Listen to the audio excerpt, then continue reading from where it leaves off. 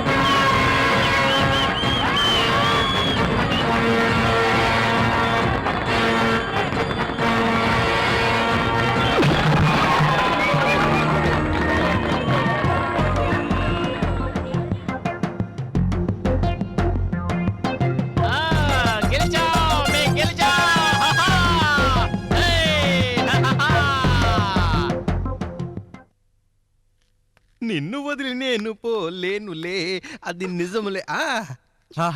మహారాజు గారి సింహాసనం. ఈ సింహాసనం గురించి నేను ఎన్ని కథలు విన్నానో తెలుసా నీకు? ఈ సింహాసనం మీద కూర్చునే అదృష్టం యువరాణిని పెళ్లి చేసుకునే వాడికే దొరుకుతుందని నాతో చాలా మంది చెప్పారు.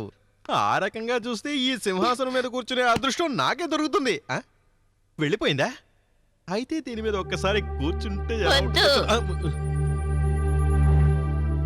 ఇందులో నువ్వు కూర్చోవద్దు. సింహాసనం గురించి నువ్వు తెలుసుకున్నదంతా చాలు.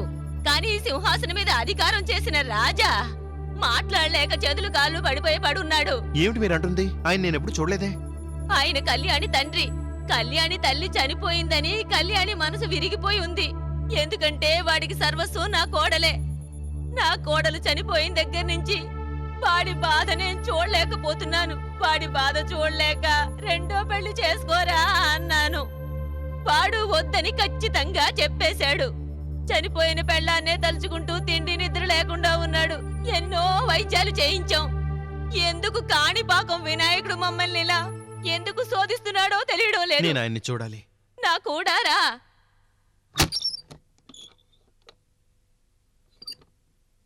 అలా చూడు.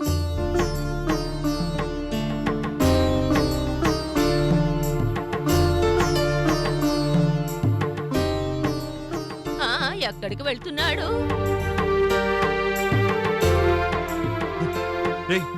అటు చూడు, మనం దేవుడి నగలు తాకట్టు పెట్టి నీ దగ్గరే.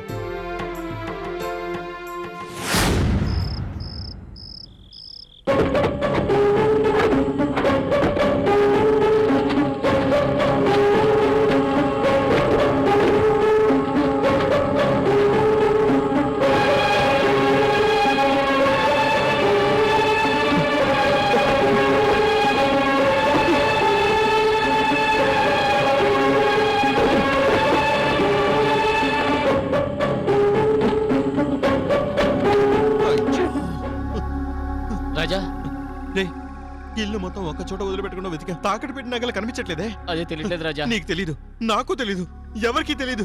తాకట్టు పెట్టిన నగలు ఎక్కడున్నాయో రాజా గారికి మాత్రమే తెలుసు. ఇప్పుడు ఆయనకి మాట పడిపోయింది. ఏం చేయాలరా? ఏం చేయాలి? 3 లక్షలకి తాకట్టు పెట్టిన నగలు ఇప్పుడు 3 కోట్లు ఇచ్చినా దొరికెట్లేవే. ఏం చేయాలో అర్థం కావట్లేదు. నిజం చెప్పి నన్ను జైలుకి వెళ్ళమంటావా? ఆ నగలు ఇక్కడ తాకట్టు పెట్టాలని ఐడియా ఇచ్చింది నువ్వే కదరా. చెప్పు, ఏం చేయాలో చెప్పు. నాకే బోడని కష్టాలున్నాయి. నాకు ఏ ఉద్యోగం సద్యోగం లేదు. నీ అప్పులు తీర్చాలని నగలు తీసుకొచ్చి తాకట్టు పెట్టమని చెప్పాను. అర్థం చేసుకోకుండా నా మీద కోపడతావే? నీ కష్టాలు తీరాలని నేను నీతో పాటు కష్టపడుతున్నాను. నన్నే తప్పుగా మాట్లాడతావా? ఇలా చూడ రాజా, నువ్వు ఏం చేయబడ్డావో నేను చేస్తాను. కల్లో కూడా నీకు నేను ద్రోహం తలపెట్టను రా. భార్గవ్, జరిగింది ఏదో జరిగిపోయింది.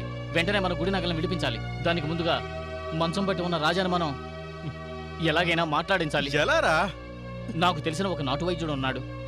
ఆయన చెయ్యబడితే వ్యాధి నయమైపోతుంది. అందుకు ఈ రాజు ఒప్పుకోవాలి కదా. ఒప్పించి తీరాలి. ఏదైనా అబద్ధం చెప్పి ఆయన ఒప్పించి తీరాలి.